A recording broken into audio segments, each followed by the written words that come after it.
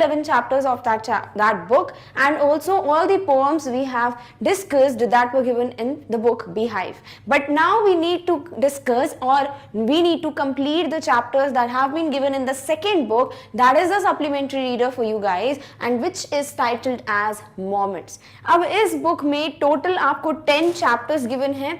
All these 10 chapters are very interesting. We all will have fun while we discuss all these chapters, and also आपको बहुत अच्छे messages convey किए जा रहे हैं from these lessons. So I hope हम लोग जो है, जो भी messages हैं उनको बहुत अच्छे से grasp करेंगे. We will learn a lot from these chapters, and also we will have fun while discussing these chapters. Clear?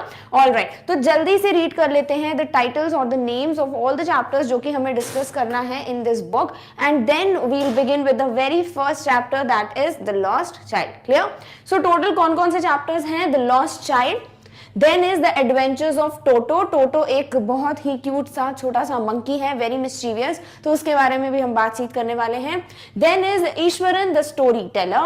In the Kingdom of Fools, The Happy Prince, Weathering the Storm in Arsama, The Last Leaf, A House is Not a Home, The Accidental Tourist, and finally The Beggar. तो सारे ही chapters जो हैं, कुछ chapters तो ऐसे जिनको पढ़कर ही आपको लग रहा होगा कि पता नहीं क्या इंटरेस्टिंग का कुछ पता चलने वाला है. जैसे मैंने बोला कि टोटो जो है मंकी है, उसके बारे में हम डिस्कस करेंगे. देन यहाँ पर जैसे दिया in the kingdom of fools, तो वो टाइटल ही कितना इंटरेस्टिंग है. So I know you guys will have too much fun, and these titles will kind of convey not only the messages but also they are very interesting. So we can now begin with the very first chapter, that is titled as The Lost Child. तो आज हम देखने वाले हैं the first chapter that is written by मुल्क राज आनंद. तो इस chapter का जैसे कि टाइटल है द लॉस्ट चाइल्ड, इसका मतलब क्या हुआ कि यहाँ हम किसी ऐसे बच्चे के बारे में बात करने वाले हैं जो खो जाता है, जो घूम जाता है, हु इज लॉस्ट. तो ये जो पूरी स्टोरी है वो कुछ इस तरीके से है कि ये जो बच्चा है वो अपने पेरेंट्स के साथ एक फेयर में, यानी कि मेले में जाता है. तो मेला लगता है तो आपको पता ही है कितनी भीड़ होती है, बहुत सारे झूले होते हैं, स्विंग्स होती हैं. देन आपको डिफरेंट सेलर्स दिख जाएंगे, डिफरेंट शॉप्स दिख जाएंगी, टॉयज शॉप दिख जाएंगी. देन बहुत सारे बलून्स की शॉप होती हैं, कहीं कहीं पे गन वाली जो शॉप होती है जिससे आप शूट करते हो और आपको कुछ ना कुछ गिफ्ट मिलता है. सिमिलरली खाने पीने की बहुत अच्छी अच्छी शॉप्स होती हैं मेले में. And we all love to go to fair, right. Specifically जब हम छोटे होते हैं तो 2-3 चीजें होती हैं जो अट्रैक्ट करती हैं हमको जब हमारा मेले में जाने का मन करता है. और वो 3-4 चीजें क्या होती हैं? फॉर एग्जाम्पल अगर मैं अपनी बात करूं तो मेरे लिए टॉप पे आता है झूले झूलना, because that something very interesting. नए नए झूले जो भी आते हैं मेले में उसको ट्राई करना. देन सेकंड होता है ऐसी जो शॉप्स होती हैं जहाँ पे डिफरेंट एक्टिविटीज की जाती हैं. जैसे मैंने बोला कि गन से आप शूट करते हो बलून्स को, बलून के पीछे फिर जो कुछ भी होता है you get that as a gift. Ring throw करना, उससे किसी भी गिफ्ट को ग्रैब करना. So there are lots and lots of activities जो आप फेयर में देख सकते हो.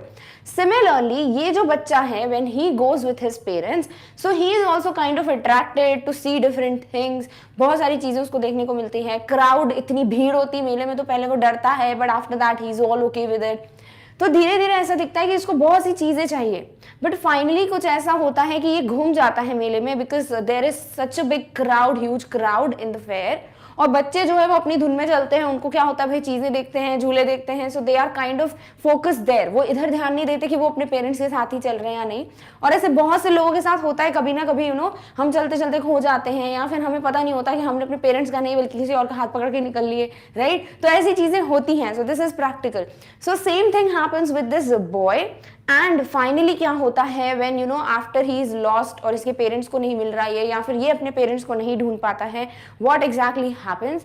एंड देन जब इसको अपने पेरेंट्स नहीं दिखते हैं तो उसको वही सारी चीजें जो अट्रैक्ट कर रही थी फेयर में, वो सारी चीजें जब इसको ऑफर की जाती हैं, so he says no to everything. यानी जो चीजें इसको चाहिए थी पहले when he was with his parents, वही चीजें बाद में उसके लिए यूजलेस हो जाती हैं, and he just wants his parents at the end. So इससे कहीं ना कहीं आपको ये बताना चाह रहे हैं राइटर कि जब हम छोटे होते हैं तो ऐसी बहुत सी चीजें होती है ना, जब हम अपने पेरेंट्स से बोलते हैं हमें ये दिला दो वो दिला दो, और वो साफ साफ मना कर देते हैं. किसी किसी के पेरेंट्स बहुत स्ट्रिक्ट होते हैं तो वो सीधे वहां डांट देते हैं, चिल्ला देते हैं कि चुप करो, कोई जरूरत नहीं है, कोई काम की चीज नहीं है, क्या करोगे झूले में बैठ के, राइट. तो ऐसी चीजें होती है तो हमारे दिमाग में क्या पर्सपेक्टिव फॉर्म हो जाता है कि हमारे पेरेंट्स जो है उनको अच्छे नहीं लगता कि वो हमको कुछ दिलाएं. They don't love us, they are very strict, and these are some notions that we form in our minds when something of this sort happens, right. But धीरे धीरे हमें समझ आता है कि वो सब चीज़ें सच में इंपॉर्टेंट नहीं थी और हमारे पेरेंट्स को पता होता है कि हमें क्या चीज़ लेनी चाहिए क्या नहीं. It's like if they are not financially able to afford it, so they can't tell us कि बेटा नहीं ऐसा नहीं है, यहाँ पे पैसे फालतू खर्च होंगे, और ये सब चीज़ें हमें तब समझ में भी नहीं आती, बट धीरे धीरे हमें ये सब चीज़ें समझ आने लगती हैं. And finally we at the end of the day, like when we grow older, जब हमारी थोड़ी एज बढ़ती है, we get mature enough to understand the fact कि ये सारी मटेरियलिस्टिक चीज़ें क्या होती हैं, यूजलेस होती हैं, इनका कोई वर्थ नहीं होता. इंपॉर्टेंस क्या रखता है हमारी लाइफ में, हमारे पेरेंट्स की presence. If they are there we are very happy. तो पेरेंट्स जो होते हैं they are like ultimate gifts, और वही होते हैं सबसे ज़्यादा important for us in our life. जब आप कहीं और बाहर जाते हो, पढ़ने जाते हो, या फिर कहीं ट्रिप पे जाते हो, या सॉर्ट ऑफ आपकी कहीं जॉब लग जाती है, तो आप सबसे ज़्यादा वहाँ क्या मिस करते हो, घर को और घर के खाने को, right. So we kind of miss our parents and the things जिनको हम वैल्यू नहीं देते हैं जब वो हमारे पास होती हैं, राइट. सो सेम चीज़ आपको यहाँ पे भी देखने को मिलने वाली है कि इस छोटे बच्चे के लिए पहले कुछ और इंपॉर्टेंस रख रहा था, बट जैसे ही वो घूम जाता है उसके बाद उसके लिए सिर्फ इंपॉर्टेंस क्या रखती है चीज़, कि उसको उसके पेरेंट्स चाहिए. That's it. तो बहुत ही ब्यूटीफुल सी स्टोरी है, इंटरेस्टिंग सी स्टोरी है. Now let's begin first of all reading the introduction of the author, that is Mulk Raj Anand. फिर हम देखेंगे जस्ट इन वन लाइन कि एग्जैक्टली क्या पढ़ना है इस चैप्टर में, and then begin with before you read finally the first paragraph. Clear? All right. So let's just read about the author. So Mulk Raj Anand was born on 12th December 1905 and left the world on 28th September 2004. And as the name suggests you, ये एक Indian writer हैं. So he was an Indian writer in English, notable for his depiction of the lives of the poorer caste in traditional Indian society. Anand is admired for his novels and short stories, which have acquired the status of classics of modern Indian English literature. तो इनकी stories जो होती हैं वो ज़्यादातर क्या depict करती थी, poor caste in traditional Indian society. तो इनकी स्टोरीज कुछ ऐसी होती हैं जहां पर एक नॉर्मल फैमिली होती है इंडियन सोसाइटी की, ट्रेडिशनल सोसाइटी, उस पे बेस्ड कोई स्टोरी होती है. जैसे ये फेयर वाला भी इंसिडेंट कुछ ओवर द टॉप नहीं है, ये भी उसी चीज को बता रहा है. तो इन्हीं टाइप की इनकी स्टोरीज ज्यादातर रही है, और इनकी बुक्स जो है वो इन्हीं चीजों की वजह से बहुत फेमस रही हैं. And they have acquired the state of classics of modern Indian English literature. जो मॉडर्न इंडियन इंग्लिश लिटरेचर होता है, क्लासिकल पॉइंट ऑफ व्यू है, वो इनकी बुक्स एंड नॉवेल्स में देखने को मिलता है. So he is a very well known writer and his short stories are very famous. Clear? अब हम इस चैप्टर में क्या पढ़ने वाले हैं. So the lost child is the story of a small child who gets lost in a fair. So this is complete, बोल सकते हो description of the title only, कुछ ज्यादा पता नहीं चल रहा है. ऑलरेडी मैं आपको एक शॉर्ट में बता चुकी हूं स्टोरी एग्जैक्टली क्या पढ़ने वाले हैं. But if I give you what happens at the and, finally वो बच्चा मिलता है कि नहीं मिलता है पेरेंट्स को, तो फिर स्टोरी का जो सस्पेंस है वो थोड़ा खराब हो जाएगा, and then we'll already know everything, तो फिर पढ़ने मजा नहीं आएगा. क्लियर? तो चलिए बिगिन करते हैं with before you read part, और फिर हम देखेंगे एग्जैक्टली स्टोरी में होता क्या है. Clear? All right. So we have been asked in this chapter, A child goes to a fair with his parents. एक छोटा बच्चा है और वो अपने पेरेंट्स के साथ कहाँ गया है, मेले में गया है, फेयर में गया है. He is happy and excited and wants the sweets and toys displayed there. As any other child, हर कोई क्या होता है, बहुत excited होता है मेले में जाने का. I loved going to fairs when I was small. Even now also I'm very excited if somebody tells me कि चलिए भाई मेला लगा है, let's go. तो similarly ये जो छोटा बच्चा है बहुत ज्यादा खुश हो जाता है, excited फील करता है कि उसको कहाँ जाने को मिलेगा, मेले में जाने को मिलेगा. और वहाँ पे स्वीट्स की शॉप है, टॉयज की शॉप है, सिमिलरली बलून्स हैं, स्नेक चार्मर है, बहुत सारी चीजें हैं इसको दिखेंगी. And he wants all of them. उसको अच्छा लगता है और वो चाहता है कि ये सब चीजें उसको उसके पेरेंट्स लेकर दें. But his parents don't buy them for him. But उनके पेरेंट्स जो हैं वो यहाँ मना कर देते हैं, या फिर बच्चे को खुद समझ आ जाता है कि मैं कुछ भी मांगूंगा तो मेरे पेरेंट्स क्या बोलेंगे, स्ट्रिक्टली मना कर देंगे. सो दिस इज समथिंग कि उसको चाहिए जो चीजें वो नहीं बोल पा रहा है अपने पेरेंट्स को, या बोलता भी है उसके पेरेंट्स स्ट्रिक्टली उसको मना कर देते हैं कि कोई जरूरत नहीं है ये सब चीजें खरीदने की. Why then does he refuse when someone else offers to him. तो ये है इंपॉर्टेंट क्वेश्चन कि कोई और है स्टोरी में फाइनली एंटर करेगा जो कि यही सारी चीजें जो इस बच्चे को चाहिए वो उनको ऑफर करेगा, पर ये बच्चा जो है मना कर देगा. ऐसा क्या होने वाला है, या फिर जैसे आपको चाहिए कुछ चीज़, आपने 5 मिनट आधा घंटा पहले बोला कि मुझे ये टॉय चाहिए, आपके पेरेंट्स ने मना कर दिया, और वही कोई आकर आपको बोले कि ये टॉय मैं आपको लेके दे रहा हूं और आप मना कर दो, तो ये थोड़ा अजीब लग रहा है, थोड़ा सा अनयूजुअल, थोड़ा स्ट्रेंज साउंड कर रहा है. सिमिलरली यही चीज होने वाली है इस बच्चे के साथ, but he is going to strictly deny that he does not want all these things that he wanted just a small duration of time before, या फिर आधे घंटे पहले, 1 घंटे पहले उसको ये सब चीजें चाहिए थी, but now he is like he doesn't want anything of these. So what happens actually at the end, और why suddenly he changes his mindset, ये सब चीजें देखने को मिलेंगी हमको इस स्टोरी में. क्लियर? तो जब हम स्टोरी को एंड कर लेंगे दैट टाइम वी डिस्कस कि फाइनली इसका आंसर क्या होना चाहिए, व्हाई का जो आंसर है, क्या वो रीजन है कि उसने मना कर दिया, रिफ्यूज कर दिया उस क्वेश्चन को, that we will get as an answer at the end of the story. Clear? All right. चलिए अब बिगिन करते हैं with the very first paragraph. It was the festival of spring. From the wintry shades of narrow lanes and alleys emerged a gaily clad humanity. तो यहाँ पे बहुत difficult words हैं. इस सप्लीमेंट्री रीडर की ये बात तो है कि आपको बहुत सारे नए नए वर्ड्स देखने को मिलेंगे, and that's a good thing. ठीक है, वो क्या आपकी इंप्रूव होगी. तो यहाँ पे बोला जा रहा है it was the festival of spring. Spring season का बिल्कुल चल रहा था, और ना तो ज़्यादा विंटर्स ना समर्स, बहुत ही ब्यूटीफुल स्प्रिंग सीजन का टाइम है. From the wintry shades of narrow lens, और जो पतली पतली गलियां हैं जो विंटर सीजन अभी गया है वहां से, एंड एलीज, एलीज मतलब क्या होता है, नैरो पैसेजेस, जो आप बोलते हो ना छोटी छोटी गलियां, उन्हें कहते हैं एलीज। एमर्ज्ड यानी बाहर आ रहे थे कौन, अ गेली क्लैड ह्यूमैनिटी। गेली का मतलब क्या होता है, मेरिली, हैप्पी, और क्लैड का मतलब होता है ड्रेस्ड, यानी कि जो क्लोथ्स पहने हुए हैं उन्हें कहते हैं क्लैड, और ह्यूमैनिटी का यहाँ मतलब क्या है, ह्यूमन बींग्स। तो ओवरऑल ये कहा गया है इन 2 लाइंस में कि स्प्रिंग सीजन का टाइम है और बहुत छोटी छोटी पैसेजेस, लेन्स या एलीज में से बहुत से लोग जो कि कलरफुल, बिल्कुल ब्रिलियंट ड्रेस्ड अप हैं,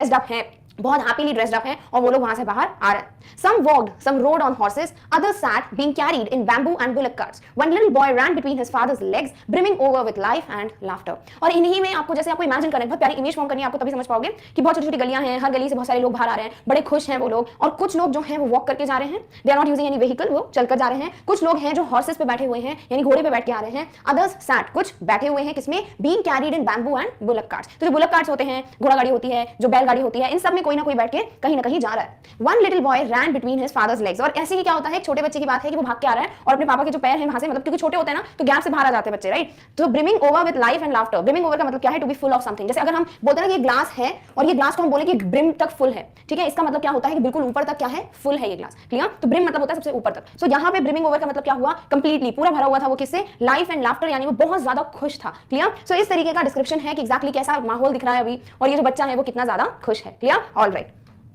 Come child come, called his parents as he lagged behind, fascinated by the toys in the shops that lined the way. अब यहाँ पे बच्चे जो है, जो भी जिस बच्चे की बात कर रहे हैं, जो लॉस्ट चाइल्ड में मेन कैरेक्टर है, उसके पेरेंट्स जो है उसको बोलते हैं, चलो, उसको बुलाते हैं बार बार, कम चाइल्ड कम। क्यों, क्योंकि वो पीछे रह गया है, लैग्ड बिहाइंड। इसका मतलब क्या है, वाज लेफ्ट बिहाइंड, यानी पेरेंट्स के साथ वो चल रहा है, पेरेंट्स थोड़ा आगे चलेगा, बच्चा पीछे छूट गया। क्यों पीछे रुक गया है वो, क्यों एकदम से ऐसा क्या होता है, बिकॉज ही इज फैसिनेटेड, वो बहुत ज्यादा खुश हो गया है, वो अट्रैक्टेड हो, you know, he got attracted towards, या फिर बहुत ज्यादा अमेज्ड है वो, क्या देखकर, the toys in the shops that lined the way. क्योंकि जो शॉप्स लगी हुई थी ना बिल्कुल ऐसे लाइन से, वहां पे जो टॉयज थे, उन खिलौनों को देखकर वो बड़ा खुश हो गया है, और इसीलिए वो उनको देखता रह जाता है टॉयज को। तो वो क्या होता है, पीछे छूट जाता है, बिकॉज उसकी स्पीड कम हो जाती है, या फिर उसका ध्यान वहां, उसका ध्यान यानी कि उसके पेरेंट्स उसके आगे चले गए। सो उसके पेरेंट्स जैसे ही देखते हैं कि बच्चा पीछे रह गया है तो उसको बुलाते हैं कि चलो।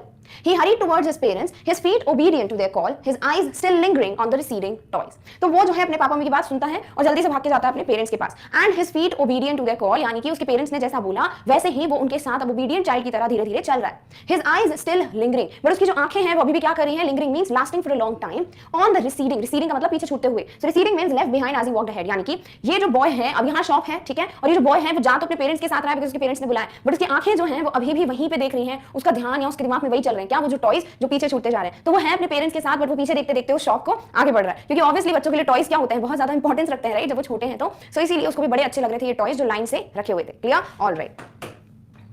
As he came to where they had stopped to wait for him, he could not suppress the desire of his heart, even though he well knew the old cold stare of refusal in their eyes. अब ये जो parents हैं वो थोड़ा आगे चले गए थे और वो वहां रुक जाते हैं, देखते हैं कि उनका बेटा जो है वो पीछे छूट गया है, तो उसको बुलाते हैं और ये जो है अपने पेरेंट्स की आवाज सुनकर भाग के जाता है, उसका ध्यान कहाँ है, उसका ध्यान सिर्फ टॉयज पे है। तो जैसे ही वो वहां जाता है जहां उसके पेरेंट्स खड़े हैं अगर उसके लिए, वहां जाकर वो अपने डिजायर को, अपनी विश को सप्रेस नहीं कर पाया, दबा नहीं पाया, रोक नहीं पाया। Suppress means put an end to, खत्म कर देना अपने डिजायर को। तो वो जो है, जो उसके दिल में एक आशा लगी पड़ी, उसको विश है कि भाई मुझे ये टॉयज चाहिए, वो चीज को वो रोक नहीं पाया। Even though he well knew the old cold stare, cold का मतलब क्या होता है, विदाउट एनी फीलिंग्स इमोशन, बहुत ही डरावना, स्ट्रिक्ट। तो वो भले ही जानता है, उसको अभी भी याद है कि उसके जो पेरेंट्स हैं उनकी आंखों में दिख जाएगा कि वो सीधे सीधे मना करें, उनकी आंखों में ही दिख जाएगा कि they are going to strictly say no, you don't have to buy these toys, we will not buy any toy for you. तो उसको ऑलरेडी पता था कि उसके पेरेंट्स की आंखों में वही उसको दिखने वाला है, यानी कि वो सीधे सीधे मना कर देंगे, बट फिर भी वो रोक नहीं पाता है अपने डिजायर को और वो बोल देता है अपने पेरेंट्स से, I want that toy, he pleaded, और वो रिक्वेस्ट करता है, बेग करता है कि प्लीज प्लीज प्लीज मुझे वाला टॉय जो है, खिलौना जो है, लेके दीजिए। His father looked at him red eyed in his familiar tyrant's way. What is tyrant way? Cruel ruler, यानी कि ऐसा होता है ना जैसे बहुत स्ट्रिक्ट कोई रूलर हो कहीं का, जो बहुत ज्यादा तानाशाह जिसे बोलते हैं, तो उस तरीके की उसकी आंखों में, उनके फादर की आंखों में वो दिख जाता है, जैसे कि कोई स्ट्रिक्ट रूलर जो है स्ट्रिक्टली अपनी आंखों से बता रहा है कि बिल्कुल नहीं, आगे कुछ मत बोलना। सो ये बच्चा जो है ऑब्वियसली छोटा है भाई, उसको थोड़ा पता है कि मुझे नहीं बोलना चाहिए, फिर वो कैलकुलेट करें ऑल, और ही न्यू कि उसके पेरेंट्स को सीधे मना कर देंगे, और वैसे ही होता है जैसे वो बोलता है मुझे ये टॉय चाहिए, उसके पापा की आंखों में वो स्ट्रिक्ट जो नो है वो साफ साफ दिख जाता है उसको, that he has completely refused that you can not by the toy, clear, alright. His mother, melted by the free spirit of the day, was tender and giving him her finger to hold. अब इनकी जो mother है वो she was melted, यानी कि she was being tender, वो बहुत ज्यादा नॉर्मल हो गई थी, बहुत ज्यादा इजी पीजी हो गई थी, बहुत अच्छे से बिहेव कर रही थी वो, क्योंकि ऐसा दिन ही कुछ ऐसा था, free spirit of the day, यानी कि उस दिन का माहौल, स्प्रिंग सीजन, फेयर जा रहे हैं, खुशी हर जगह पे, you know everybody is happy, तो वो माहौल जो है वो था ही किसके दिमाग में, इनकी मम्मा के दिमाग में, and she was kind of melted, यानी she was feeling very happy, easy peasy, and that's why उन्होंने क्या किया, अपना हाथ दिया किसको, इस बच्चे को, and said, look child, what is before you? It was a flowering mustard field, pale like melting gold, as it swept across my miles and miles of even land. तो वो जो उसको बोलती है ना कि देखो क्या है तुम्हारे सामने, तो वहां पे क्या होता है, वहां पर है मस्टर्ड फील्ड, सरसों के खेत हैं। और सरसों के खेत कैसे होते हैं, बहुत ही पेल येलोइश टाइप के होते हैं। तो ऐसा लग रहा था कि बिल्कुल गोल्ड जैसे मेल्ट हो रहा है, सोने को मेल्ट करते हैं तो बिल्कुल एक अलग सा कलर दिखता है, वैसे ही हर जगह मीलों मीलों तक क्या था, फैला हुआ था। So that was easily been seen in front of the boy. तो वो उनकी जो मदर है उसको यही बोलती है देखो तुम्हारे सामने क्या है। So when they are on the way to the fair, मेले में गए नहीं है, रास्ते में ये सब चीजें हो रही हैं, तो वो उसको यही बोलती है कि देखो सामने क्या है, सामने क्या है, पेल। पेल का मतलब है डल, कलरलेस, थोड़ा लाइटिश येलो टाइप की जो मस्टर्ड फील्ड थी वो उसको वो दिखाती है। Clear? Alright. Then a group of dragonflies were bustling about on their gaudy purple wings. तो जैसे ही उनकी मदर बोलती है ना कि देखो तुम्हारे सामने क्या है, तो क्या थी, मस्टर्ड फील्ड्स। तो जैसे ही ये चाइल्ड मस्टर्ड फील्ड्स की तरफ देखता है तो हमें भी पता है देखो खेतों में सबसे ज्यादा आपको क्या दिख जाएंगे, इंसेक्ट्स दिख जाते हैं, जैसे बीज हो गए, बटरफ्लाइज हो गए, ये सब क्या कर रहे होते हैं, वहां फ्लावर्स जो होते हैं फील्ड्स में उसमें से नेक्टर सक कर रहे होते हैं। ठीक है, तो फ्लावर्स का जो लिक्विड होता है, जो जूस होता है, वो स्वीट जूस जो है वो ये सारी बीज बटरफ्लाइज दे सक इट। ठीक है, तो यही चीज जो है आपको दिख जाएगी कि there are so many insects just they would be roaming about moving here and there. तो यही दिखता है, क्या दिखता है, ग्रुप ऑफ ड्रैगनफ्लाइज। अब ड्रैगनफ्लाइज क्या होते हैं, इस तरीके का इंसेक्ट जो आप सबने देखा होगा, थोड़े पर्पलिश विंग्स होते हैं, व्हाइटिश ट्रांसपेरेंट विंग्स होते हैं। So this is how a dragonfly looks like. So it was और they were bustling about on their gaudy purple wings. तो बस्टलिंग का मतलब देखो moving here and there. So moving here and there, और gaudy का मतलब होता है टू ब्राइट, बहुत चमकदार। जैसे अगर हम बोले कोई ड्रेस बहुत ज्यादा गॉडी है, इसका मतलब बहुत ज्यादा चमक धमक वाली ड्रेस है। So gaudy means too bright. So ये जो ड्रैगनफ्लाइज हैं, they were moving here and there and they were moving about on their gaudy purple wings. Purple सा इनका विंग्स का कलर दिख रहा है। Intercepting the flight of a lone black bee or butterfly in search of sweetness from the flowers. और ये जो है इंटरसेप्ट कर रही थी, यानी जो ड्रैगनफ्लाइज हैं उड़कर they were obstructing, they were sort of बोल सकते हो थोड़ा हिंड्रेंस पैदा कर रहे थे, रोक रहे थे किसकी फ्लाइट को, एक लोन ब्लैक बी की, अकेली जो बीज हैं, या फिर बटरफ्लाइज जो कि क्या कर रहे हैं, who are in search of sweetness from the flowers. So they sit on the flowers and they are kind of searching that sweetness और दैट पर्टिकुलर फ्लावर जहां से वो नेक्टर सक करेंगे। तो उनकी फ्लाइट को इंटरसेप्ट कर रहे हैं, ऑब्स्ट्रक्ट कर रहे हैं ये dragonflies. Clear? The child followed them in the air with his gaze till one of them would sit still its wings and rest and he would try to catch it. तो ये जो बच्चा है वो जैसे इनको देखता है ये सब उड़ रहे हैं, तो हम भी करते हैं ना, देखो बहुत सारे इंसेक्ट्स उड़ रहे हैं, बटरफ्लाइज उड़ रहे हैं हमारे सामने, so we kind of always try to catch that butterfly. अभी भी कोई ऐसा कर सकता है, तो जैसे हमारे सामने बटरफ्लाइज होती है हम कोशिश करते हैं हम उसको पकड़ लें, और फिर वो बहुत ब्यूटीफुल लगती है, बटरफ्लाइज डिफरेंट डिफरेंट कलर्स की होती हैं और दिखाएगी देखो मेरे हाथ में बटरफ्लाई, राइट? तो ये बच्चा भी क्या कर रहा था, इनके पीछे जो है भागता जा रहा था ताकि ये कोई तो एक इंसेक्ट जो है वो अपने विंग्स को थोड़ा रोके, स्टिल यानी कि मूव करना बंद करे, बैठे कहीं पे रेस्ट करने के लिए, और ये जो बच्चा है वो उसको कैच कर ले। तो वो जो है बिल्कुल देखते हुए, गेज यानी कि देख रहा है ध्यान से, कंटिन्यूअसली घूरते हुए इंसेक्ट्स को, वो जो उनको पकड़ने की कोशिश कर रहा है। Clear? Alright. But it would go fluttering, flapping up into the air when he had almost caught it in his hands. But ये जैसे ही इंसेक्ट थोड़ी देर बैठे वो पकड़ने की कोशिश करे तो वो एकदम से तेजी से उड़कर भाग जाता है। So they kind of flutter, flapper यानी कि बहुत जोर से उड़ने की कोशिश करते हैं इंसेक्ट, और जैसे ही उनको पकड़ने ही वाला होता है तभी ऐसा होता है। Clear? Then his mother gave a cautionary call. Caution मतलब किसी को अवेयर करने के लिए कि ध्यान रहो। तो इस तरीके से उनकी जो मदर है वो उनको कॉल करके बुलाती है और वो बोलती है come child come on to the footpath, यानी कि फील्ड्स में मत जाओ, यहाँ पर आ जाओ, रोड साइड पे फुटपाथ पे आ जाओ, वहां जाने की जरूरत नहीं है। He ran towards his parents gaily and walked abreast of them for a while being.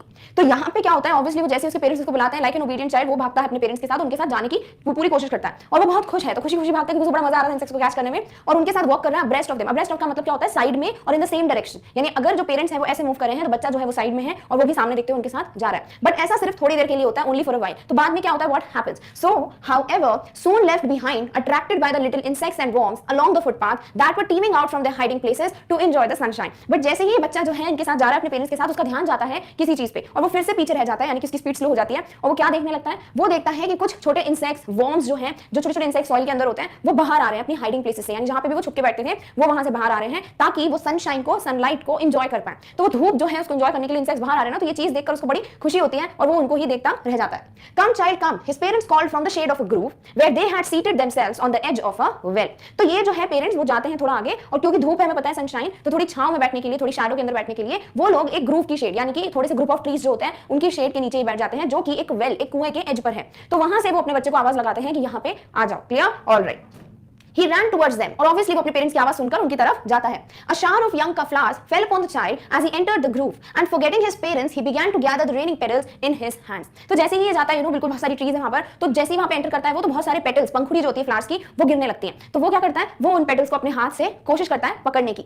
But lo, he heard the cooing of doves and ran towards his parents, shouting, "The dove, the dove!" The raining petals dropped from his forgotten hands. But क्या होता है, suddenly वो सुनता है bird की आवाज। कौन सी bird की आवाज? डव की आवाज। तो जैसे ही उसको डव की आवाज सुनाई जा देती है, वो अपने पेरेंट्स को बोलने लगता है एकदम से कि डव डव, यानी कि देखो डव बर्ड जो है